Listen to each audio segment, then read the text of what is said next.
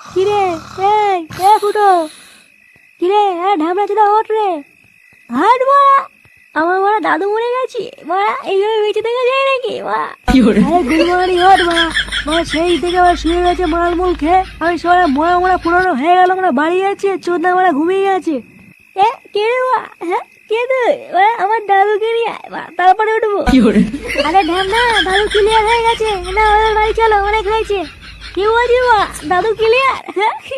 মারা দাদু ক্লিয়ার হয়ে গেল? আরে ঢ্যামনা উঠে আয় ভাই, তোকে মারা পরের দিন আবার মাল খাওয়াবো, উঠে আয় উঠে আয়। এইসব পরে হবে মারা, আগে বল রাতে কি হচ্ছে, মেনু কি?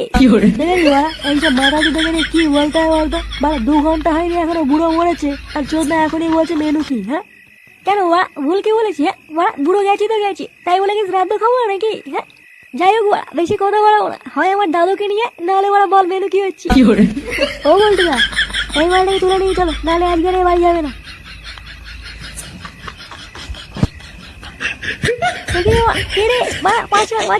খুচরো পয়সা নেই, 5 নাকি সেটা রাখি দেবো মা। ছাড় ছাড় ছাড় মা।